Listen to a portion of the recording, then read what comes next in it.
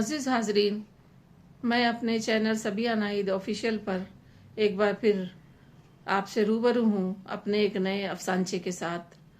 حاضرین، کہا جاتا ہے کہ انسان کی انسانیت کی یا مہذب ہونے کی حد اگر پتہ کرنی ہو تو اسے غصے کی حالت میں دیکھو، یا پھر یہ دیکھو کہ وہ اپنے سے کمزور یا کمتر لوگوں کے ساتھ کس طرح پیش آتا ہے، کیونکہ اپنے باس یا اپنے سے برتر لوگوں کے ساتھ تو سخت سے سخت مزاج انسان بھی بھیگی بلی ہی بنا رہتا ہے۔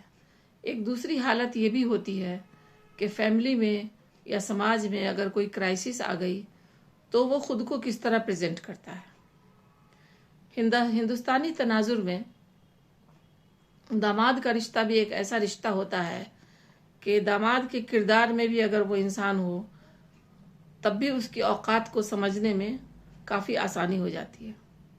کچھ ایسے ہی حالات سے نبرد آزما ہوتا ہوا میرا یہ افسانچہ ہے جس کا عنوان ہے جواب۔ یہ ایک ایسا جواب ہے جو آپ کے ذہن میں بہت سارے سوالات کو جنم دے گا، تو ملاحظہ فرمائے میرا افسانچہ جواب۔ کتنے دن اور رکنا پڑے گا؟ وہ غصے میں تمتماتے ہوئے بولے۔ یہ ایک ایسا سوال تھا جس کا جواب وہاں پر موجود تمام لوگوں میں سے کسی کے پاس اس وقت نہیں تھا۔ دراصل وہ اس گھر کے داماد تھے اور اپنی خاطر تواضع میں کوتاہی، مثلاً ٹوٹی ہوئی کپ میں چائے، موٹے چاول کا بھات وغیرہ وغیرہ جیسی بے شمار شکایتوں کا پلندہ کھول کر آدھی رات میں اپنی بیوی کے بھائیوں سے الجھ رہے تھے۔ وہ بھی ایک ایسے وقت میں جب بغل کے کمرے میں بیوی کے والد دل کے شدید دورہ پڑنے کی وجہ سے موت اور زیست کی کشمکش میں ایک ہفتے سے مبتلا تھے۔ ان کے ادکھلے منہ سے نکلنے والی خراٹے جیسی لرزہ خیز آواز اس کمرے میں بھی صاف سنائی دے رہی تھی۔ ان کی تکلیف کا اندازہ ان کی ماتھے پر پڑنے والی گہری سلوٹوں سے بخوبی لگایا جا سکتا تھا، کیونکہ وہ کچھ بھی بولنے سے بھی مجبور تھے۔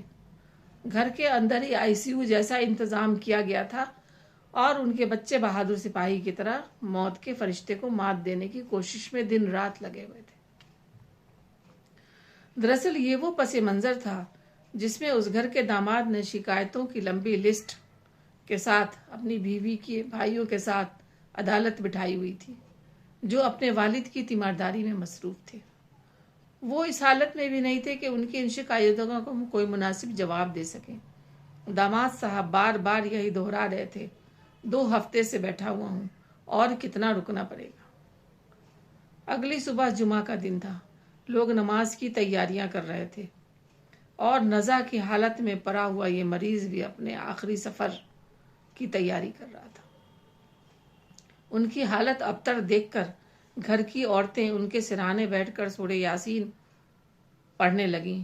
سب کے چہرے پر یکساں طور پر تشویش کے آثار نمایاں تھے۔ کسی نے ان کے کان میں ہلکے ہلکے کلمے کا ورد شروع کیا۔ قریب کی مسجد سے جیسے ہی اللہ اکبر کی آواز آئی، ایک گہری سانس کے ساتھ ان کی روح قفس عنصری سے پرواز کر گئی۔ اچانک ایک ہنگامہ برپا ہوا، جس کا ڈر تھا وہی ہوا۔ سبھی لوگ اس کمرے کی طرف دوڑ پڑے۔ داماد صاحب بھی اپنے کمرے سے نکل کر تیزی سے بڑھے۔ جب کمرے میں آئے تو ان کو ان کے سوال کا جواب خود بخود مل چکا تھا۔ اپنی بیوی کے بڑے بھائی سے گلے لگے تو اب ان کے پاس بھی جواب موجود تھا۔ انہوں نے اپنے بہنوئی کو گلے لگاتے ہوئے دونوں ہاتھوں کو ہوا میں لہراتے ہوئے اعلانیہ انداز میں کہا، "ناؤ یو آر فری"، اب آپ آزاد ہیں۔ بہت بہت شکریہ۔